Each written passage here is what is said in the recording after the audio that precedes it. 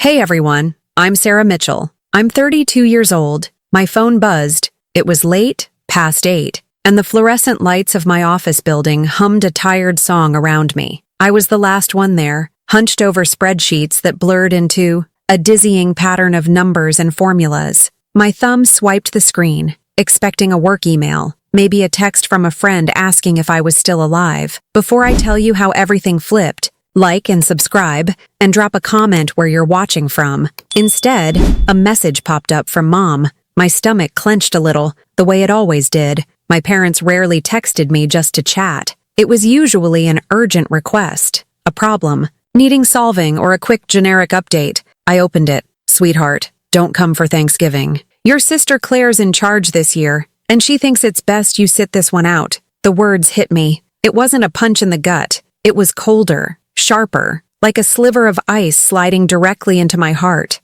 My fingers, still hovering over the screen, felt numb. I read it again, and then a third time. Each word was clear, unambiguous. Don't come. Claire's in charge. Best you sit this one out. The hum of the office lights suddenly seemed too loud, too intrusive. My own breathing sounded ragged in the quiet room. My mind reeled. Thanksgiving. Our family Thanksgiving. The one holiday my parents always insisted on. The one tradition that felt unshakable. And I was uninvited, excluded. A wave of nausea washed over me. It wasn't just the exclusion that stung so deeply. It was the timing. It was the absolute, jaw-dropping audacity of it all. Just 6 months. Only 6 short months had passed since I had saved their house, since I had drained my life savings, every last penny, to pay off their mountain of debt, $180,000. That's how much I had given them. $180,000 to stop the bank from taking everything they owned. Their home, their memories, their future, all saved by me. And now, I wasn't welcome in that very house. Not for Thanksgiving. Not when Claire was in charge. The betrayal wasn't a slow burn. It was instant, incandescent. It felt like being pushed off a cliff by the very people you just pulled from a burning building. It felt like a sick joke, but no one was laughing. My hands trembled as I locked my phone, the screen now a blank mirror reflecting my stunned, hurt face. The silence of the office pressed in on me, heavy and suffocating. This wasn't just about Thanksgiving dinner. This was about everything. And for the first time in my life, I felt a flicker of something new, something hard and unyielding, stir within me. It felt like a line had been crossed, a boundary erased, and I was finally, utterly, completely done. It wasn't just Thanksgiving. It was never just one thing with my family. This cold text, this casual dismissal, was just the latest in a long, unbroken chain of moments that stretched back as far as I could remember. My entire life had been a masterclass in being overlooked, in being the quiet, dependable backdrop against which my sister Claire shone. Or, more accurately, against which Claire performed. Claire was the star. From the moment she could walk and talk, she had a natural charisma, a way of drawing all eyes to her. She was the one who could tell a story, even if it was exaggerated, and have everyone roaring with laughter. She was the one who would sing off-key at family gatherings, and Mom and Dad would clap the loudest, calling her their little entertainer. Her drawings, vibrant and messy, would be hung on the fridge for weeks. Her school plays, even if she had a tiny role, were events my parents never missed, front row, beaming. And me? I was the helper. That was my role, the quiet one, the responsible one. While Claire was charming everyone in the living room, I was in the kitchen helping Mom with dinner. I'd set the table, make sure everyone had enough to drink, clear the plates. My report cards, always straight A's, were met with a nod. Maybe a good job, Sarah. Never the enthusiastic praise, the proud boasts to relatives that Claire's B- in art history would somehow elicit. My academic scholarships, hard-won through countless hours of studying, were treated as expected. After all, someone had to be sensible. Someone had to get good grades. That was my job. It wasn't that my parents didn't love me. I think they did, in their own way, but their love for Claire was different. It was loud, demonstrative, and seemed to require constant validation and rescue. When Claire failed classes in college, dropped out for a semester, or maxed out yet another credit card, my parents would sigh, shake their heads, but then immediately spring into action. "It's just a phase," Mom would say, her voice soft with worry. "She's so artistic, so free-spirited," Dad would add. as if creativity excused financial recklessness. They'd pay her tuition again, pay off her credit card,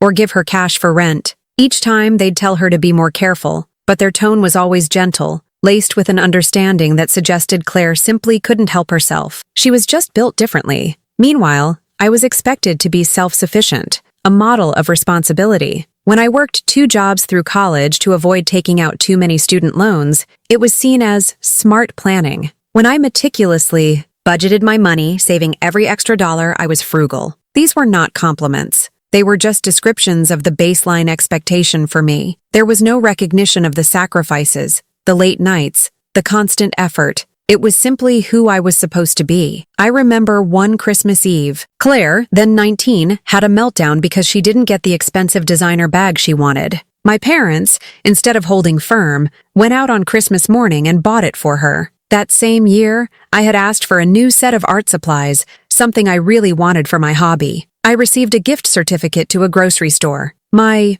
parents said, "We know how much you like to be practical, Sarah." I smiled and thanked them, but inside, a little piece of me withered. It was a pattern, an unspoken rule. Claire's desires were needs. Mine were mere preferences, easily overridden. The emotional neglect was subtle, insidious. It wasn't outright cruelty. It was the constant comparison, the unspoken favoritism, the way my achievements were minimized while Claire's struggles were magnified into dramatic narratives. I learned early on not to ask for much, not to express too many needs. It felt like a burden, like an inconvenience. My role was to be the stable one, the one who didn't cause problems, the one who could be counted on to fix things quietly. And I played that role, diligently, for years. I thought if I was good enough, if I helped enough, if I was dependable enough, eventually, they would see me. They would truly see me and appreciate me. I was wrong. I was always wrong. The cold text proved it.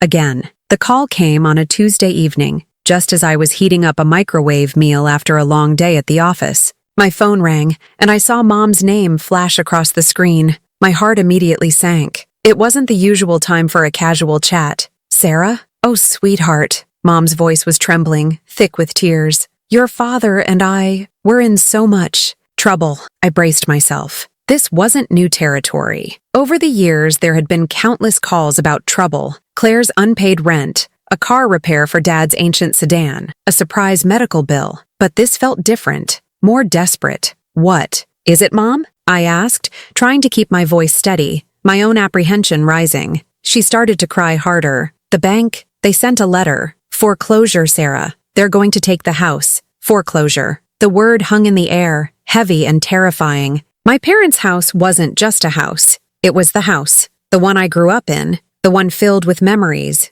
good and bad. The thought of them losing it, losing everything, sent a shiver down my spine. Dad got on the phone, his voice strained and broken. He explained the situation, slowly, painfully. Years of bad financial decisions, he admitted. A series of unfortunate events. Medical bills had piled up after Mom's surgery 2 years ago. Credit cards, once used for emergencies, were now maxed out, their minimum payments barely covering the interest. A second mortgage taken out to consolidate debts had ballooned. They were drowning, underwater, and the bank was no longer being patient. "We don't know what to do, Sarah," Dad said, his voice cracking. "We've tried everything. There's nowhere left to turn." My mind immediately went to Claire, my sister, the free spirit. Where was she in all this? What was she doing to help? What about Claire? I asked, a sliver of hope, quickly extinguished, that maybe this time she would step up. There was a pause.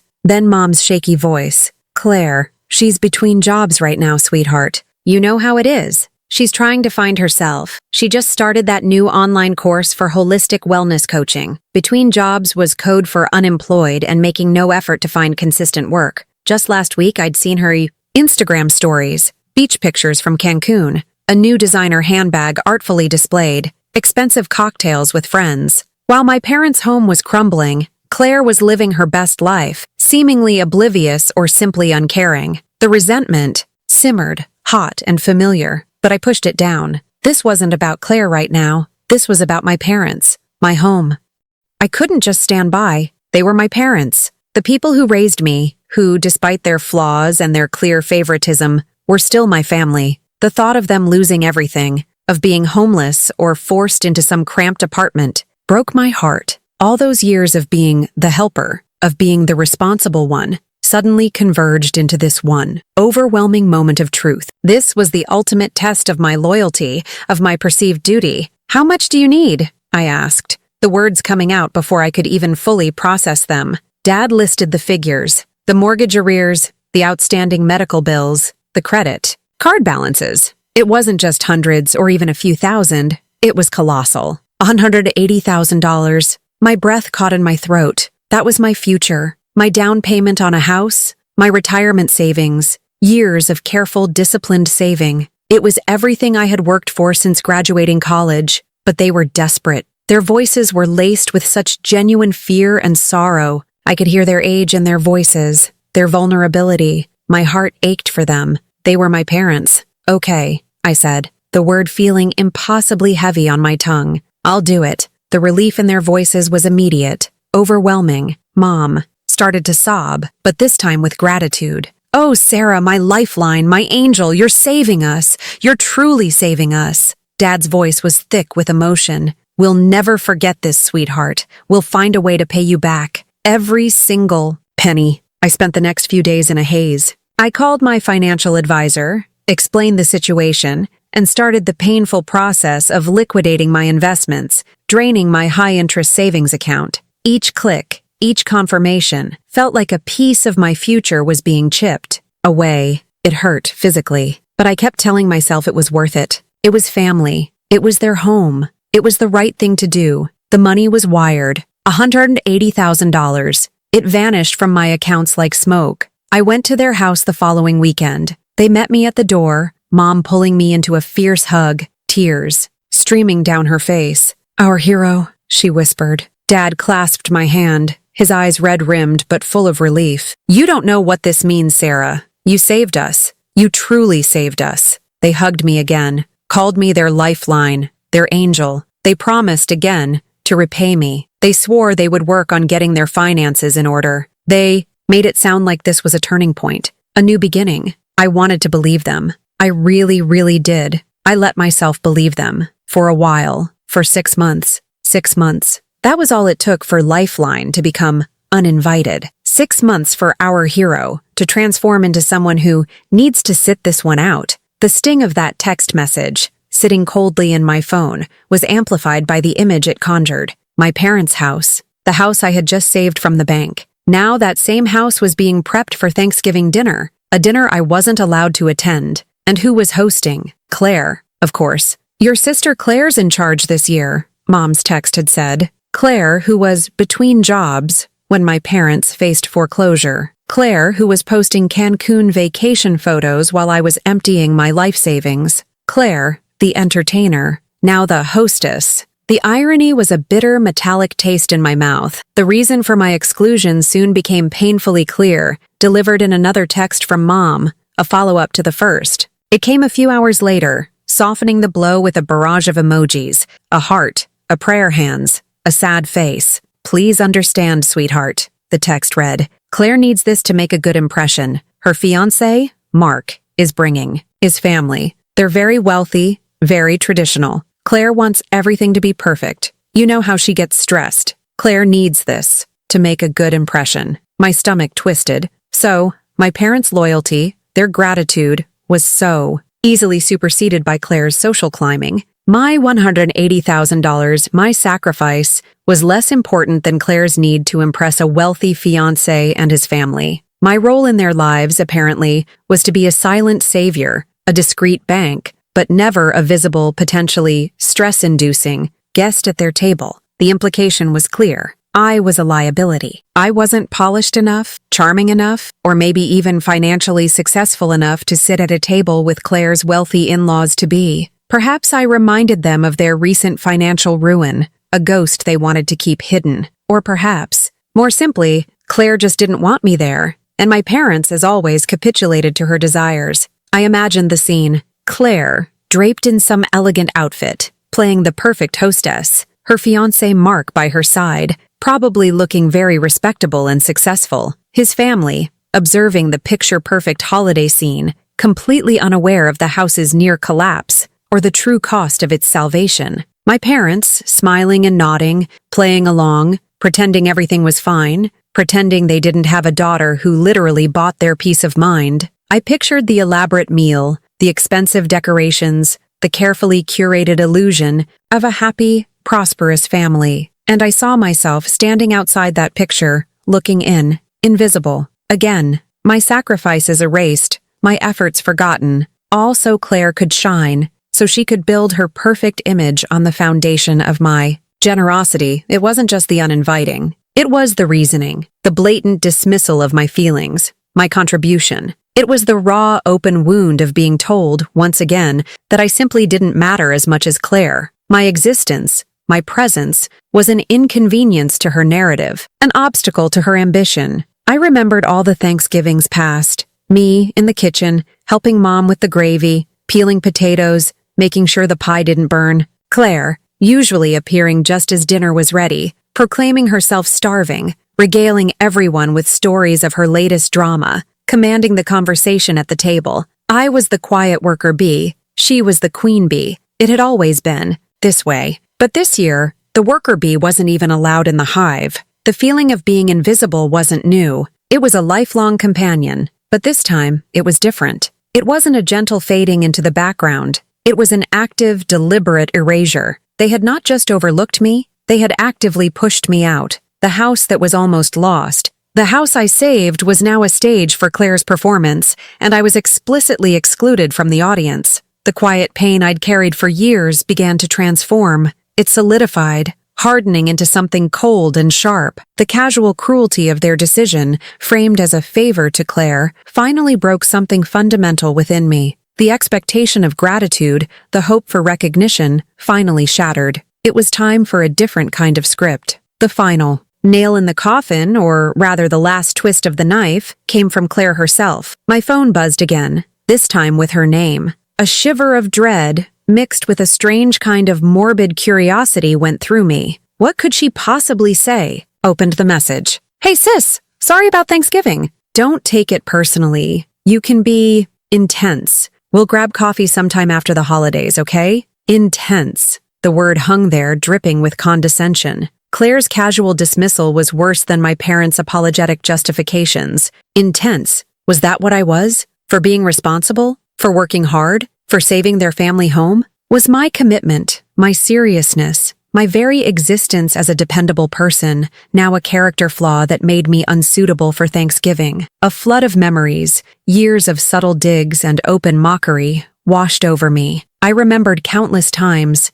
Claire had made fun of me for being frugal. When I brought my own lunch to work, she'd tease me for being so boring and depriving myself. When I refused to buy a new car I couldn't afford, she'd laugh, "Oh, Sarah, always so sensible. Live a little." My responsible choices, my careful planning, had always been a source of amusement for her, a sign of my supposed lack of spontaneity or zest for life. She made it sound like a personal failing, not a strength. I remembered the time she needed help paying her rent again, and I suggested she look for a higher-paying job or cut back on her expensive habits. Her response? "You just don't understand, Sarah. You're so rigid. Not everyone can be a robot like you." The insult had stung, but I'd let it go, like always, because she was family, because I was the helper. But this time, the word intense wasn't just an insult. It was an excuse to exclude me, to justify their blatant favoritism. It solidified everything I had ever felt about my place in the family hierarchy. I wasn't just overlooked,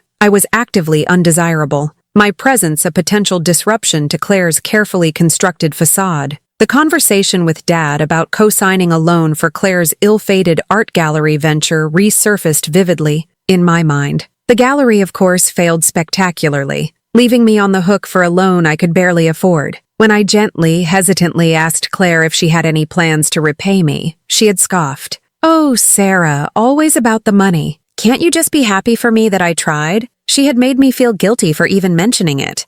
Then there was the $9,000 credit card bill, another one. This one was mine, but she had used my card without my knowledge for a much-needed creative retreat in Sedona. When the bill arrived, I confronted her, heartbroken and furious. She had cried, begged, promised to pay me back. My parents had intervened, telling me to be understanding. She's under so much pressure, Mom had said. Just help her out this one last time. I had paid it. And of course, I was never repaid. When I gently reminded her months later, she called me stingy. Each memory, each instance of being taken advantage of, belittled, or dismissed coalesced into a sharp, undeniable truth. I had given and given and given, and in return, I had received nothing but further disrespect and exploitation. The love and loyalty I had shown had been mistaken for weakness, for endless availability. The casual cruelty of Claire's text, the dismissal of my entire being as simply intense, was the final straw. Something inside me, something that had been pliable and forgiving for so long, finally hardened. It wasn't anger that surged through me. It was colder, more resolute. It was the quiet, steely resolve of someone who has finally reached their absolute limit. The hurt was still there, a dull ache, but it was now overlaid with a fierce sense of self-preservation. I was done being the victim. I was done being the silent helper. I was done being the one who always understood, always forgave, always sacrificed. This time, there would be no coffee, no casual chat, no sweeping things under the rug. This time, the intense Sarah was going to do something truly intense, and it wouldn't be for my family's benefit. It would be for mine. They had called me their lifeline. They had sworn they would find a way to repay me. They had hugged me, tears in their eyes, promising eternal gratitude. And in that moment, I had wanted to believe them. A part of me, the hopeful, ever-loyal part,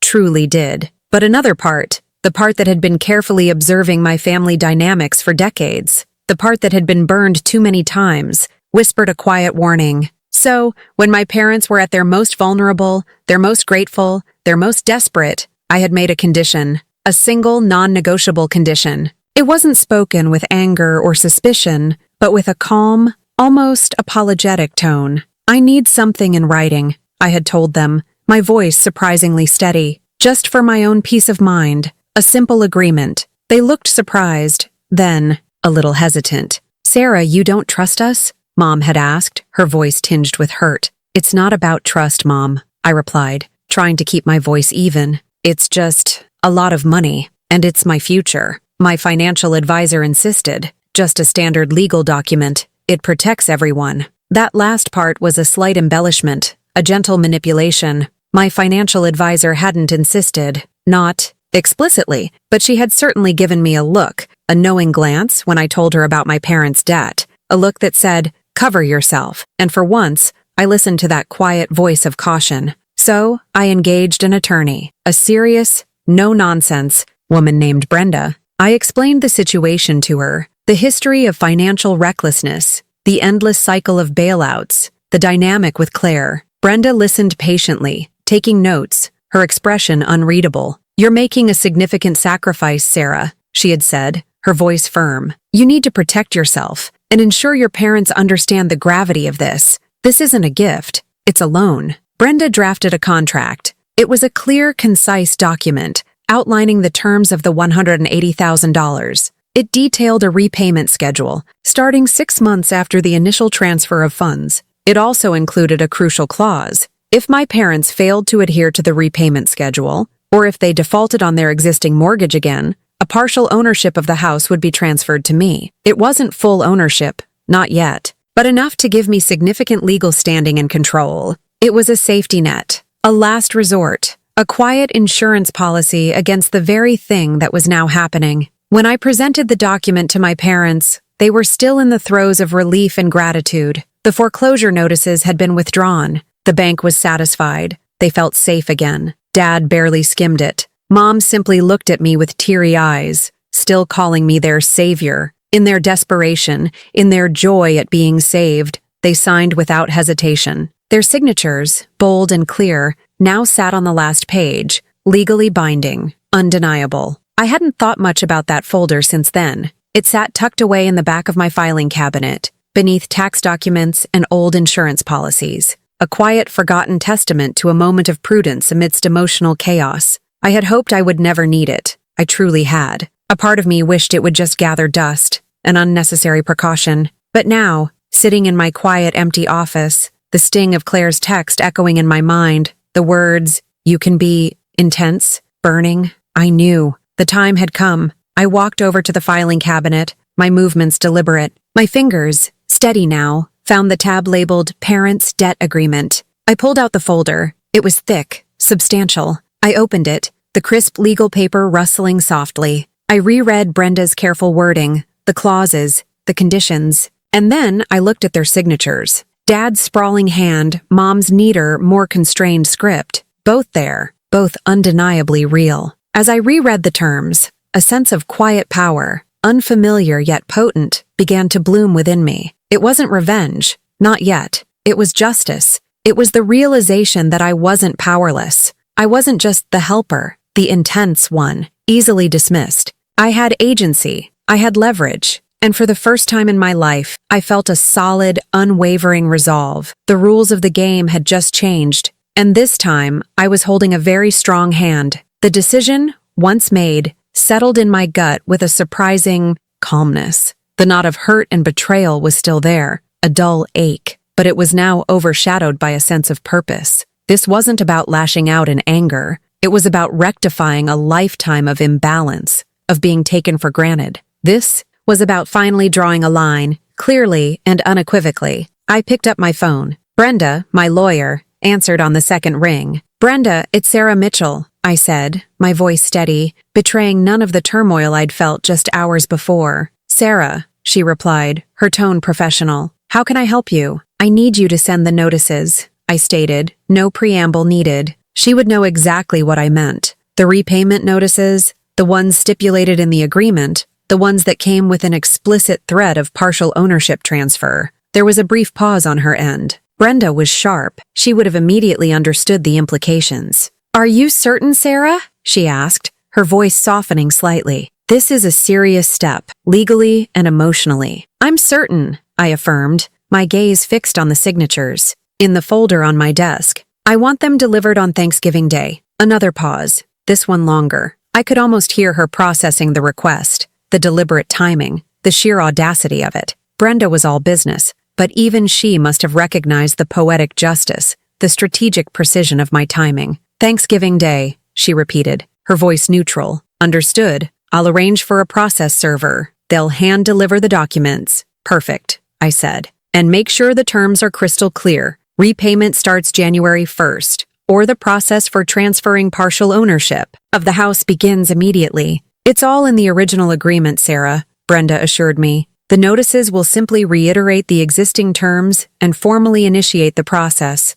We discussed the practicalities for a few more minutes, the legal wording, the delivery logistics. When I hung up, a sense of quiet satisfaction hummed through me. There was no theatrical gloating, no wild laughter of triumph, just a deep, abiding sense of finally taking control. Claire's perfect Thanksgiving dinner, the one she needed to impress her wealthy fiancé's family, the one where I, the intense one, was deemed unsuitable. It would receive an uninvited guest. Not me, personally, but consequences. A stark, undeniable reminder of the foundation upon which their carefully constructed facade was built. I imagined the scene. The elegant table, laden with food, the polite laughter, the clinking of glasses. Claire, beaming, playing the gracious hostess, her parents proudly watching their favorite daughter. And then, the doorbell rings. A polite, uniformed stranger, hands over a thick envelope. The pleasantries cease. The smiles falter. The carefully cultivated illusion shatters.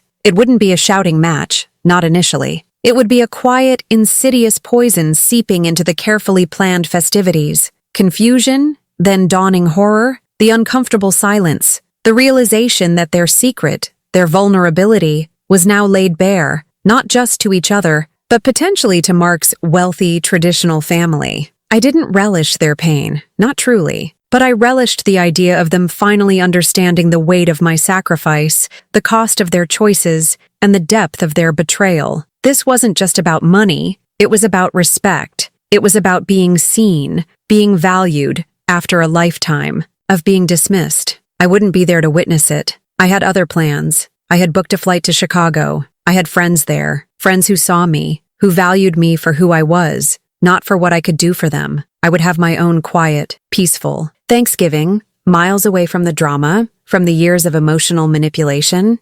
The old Sarah, the one who would have cried herself to sleep, who would have stewed in silent resentment, was gone. In her place was a woman who was tired of being a victim, tired of being taken for granted, a woman who had learned, finally, that sometimes the most powerful act is not to beg for a seat at the table, but to quietly, firmly, ensure that the table itself belongs to you. The game had truly begun, and this time, I was playing to win. Thanksgiving Day. While my family gathered in the house I had saved, cloaked in an illusion of normalcy for Claire's wealthy in-laws, I was miles away. I was in Chicago, sitting in a cozy, bustling restaurant with 3 of my closest friends. The aroma of roasted turkey and pumpkin pie filled the air, but it was a warm, comforting smell, free of the usual family tension. We laughed, we shared stories, we talked about our lives, our dreams, our jobs. I felt seen, heard, and genuinely appreciated. It was a Thanksgiving unlike any I had ever experienced. Peaceful. Then, my phone started to vibrate, and vibrate, and vibrate again. It began around 4 p.m., right when I imagined the main course would be served. First, a call from Dad, then Mom, then Claire, all within minutes of each other. I looked at the screen, a small, triumphant smile playing on my lips. My friends, noticing my phone's frantic activity, looked at me curiously. "Everything okay, Sarah?" my friend Lisa asked. "Oh, just some family drama," I said, picking up my glass of wine. "Nothing I can't handle." I let the calls go to voicemail. I wasn't going to let them ruin my Thanksgiving. Not this time. After dinner, as we were sipping coffee and sharing a decadent chocolate cake, I finally checked my messages. The voicemails were a cascade of fury and panic. Dad's voice, usually calm, was booming, strained with anger. "Sarah, what is this? What have you done? You're ruining Thanksgiving. Your mother is distraught." Mom's voicemail was a wail, full of dramatic sobs. "How could you, Sarah? On Thanksgiving, after everything we've done for you, you're breaking our hearts." And then Claire. Her voice was shrill, laced with pure, unadulterated rage. "Are you insane? Sarah, my fiancé's parents are here. How dare you do this? You have absolutely no idea what you're doing." I listened to each one, my expression unmoving. There was no joy in their distress. Not really, just a quiet validation. They were finally feeling a fraction of the chaos and pain they had so casually inflicted on me. I decided to text Claire back first. Her message was the most venomous, and her anger felt the most performative, the most focused on her own image. "I only asked for respect," I typed, keeping my words measured, devoid of emotion. "Since I didn't get it, I'll take fairness instead." I hit send, then I blocked her number. The phone immediately started ringing again, but this time it was Dad. I answered, taking a deep breath. "Sarah, what is the meaning of this?" he roared, his voice still hoarse with anger. "These legal papers? On Thanksgiving? Do you know how humiliating this is?" "Dad," I said, my voice calm, almost unnervingly so. "Those are the terms we agreed to. The repayment schedule for the $180,000 I gave you to save your house. You signed the agreement. It's not a surprise. But to do it now, on Thanksgiving?" he sputtered. "You uninvited me from Thanksgiving, Dad," I reminded him, my voice still. "Even the house I saved for you. You chose Claire's impression over my presence. You chose to disrespect my sacrifice. So I chose to remind you of your obligations. The timing is purely a consequence of your choices, not mine." There was silence on his end, heavy and pregnant. I could hear Mom whimpering in the background. "We promised we'd pay you back," Dad finally said, his voice dropping, a hint of desperation seeping in. "And now you have the opportunity to start," I countered. "The agreement is clear. Repayment begins January 1st, or the process of transferring. Partial ownership begins. You can choose. How could you do this to your family, Sarah?" he pleaded, trying a different tactic. The old guilt trip. "How could you do this to your family, Dad?" I echoed, turning the question back on him. "How could you let Claire disrespect me, exclude me, and then ask me to sit quietly while you hosted a celebration in the house I paid for?" He had no answer, just a frustrated sigh. "We'll call you after the holidays, Sarah. We need to discuss this." "There's nothing to discuss, Dad," I stated firmly. "The terms are in the document. I will speak to you and Mom, but not to Claire. And not until December 1st. I'm taking my time." I hung up, feeling a strange mix of exhaustion and vindication. The initial shockwave had hit, the chaos had erupted, and I was standing firm. For the first time, I hadn't crumbled under their pressure, hadn't apologized for my existence, hadn't backed down. I had simply stated the facts, upheld the terms, and protected myself. The peace of my Chicago Thanksgiving, briefly disturbed, now returned, sweeter for the battle I had just quietly won. The fallout was just beginning, but I was ready for it. Weeks later, the dust settled, though the air remained thick with unspoken words and bruised feelings. It was the first week of December, and I was back in my apartment. My phone had been quiet since Thanksgiving, the frantic calls replaced by a strained silence. I knew they were stewing, planning their approach. I had given them my date, December 1st. The meeting was arranged for a Saturday morning at a neutral coffee shop, not at their house. I wanted no emotional ambush in the very place that represented so much of our complicated history. I arrived, early, sitting at a small table by the window, sipping black coffee. My stomach fluttered with nerves, but my resolve remained. They walked in, Mom and Dad first, their faces etched with weariness. Mom's usually vibrant hair seemed a shade duller, her shoulders slumped. Dad looked smaller, his usual bluster replaced by a heavy solemnity. Claire followed behind them, conspicuously quiet. Her usual confident swagger was gone. She was dressed plainly, her eyes puffy, her demeanor subdued. Her fiancé, Mark, was nowhere in sight. The omission was glaring. They sat down, arranging themselves awkwardly. No one spoke for a long moment. The silence was heavy, uncomfortable, full of everything unsaid. "Sarah," Dad finally began, his voice surprisingly gentle, devoid of its usual booming authority. "We need to talk." "I know," I replied, my voice calm. "I'm ready to listen, but my position hasn't changed." Mom started to sniffle, pulling a tissue from her purse. "Honey, we were so blindsided. On Thanksgiving, of all days. It was the day you chose to exclude me from the home I saved," I reminded her, not unkindly, but firmly. "My timing reflected your choice." Dad sighed deeply, running a hand over his face. "We know. We've talked. A lot. About everything." He looked at me, his gaze direct, something I rarely saw from him. "Sarah, we've been unfair to you. For a long time. We let Claire run everything. We always did." The admission hung in the air, shocking in its honesty. For the first time in all my life, my father had acknowledged the core truth of our family dynamic. He had seen it. He had said it. A small, almost imperceptible crack formed in the wall I had built around my heart. Then, to my even greater surprise, Claire spoke. Her voice was raspy, stripped of its usual bravado. "Mark, he left. After Thanksgiving, his parents saw the papers. They saw the chaos. He said he couldn't deal with it. With us." She looked down at her hands, twisting them in her lap. "I thought I was in control. I thought I could manage everything. I wasn't." Her voice broke, and a tear traced a path down her cheek. I thought you were just being difficult,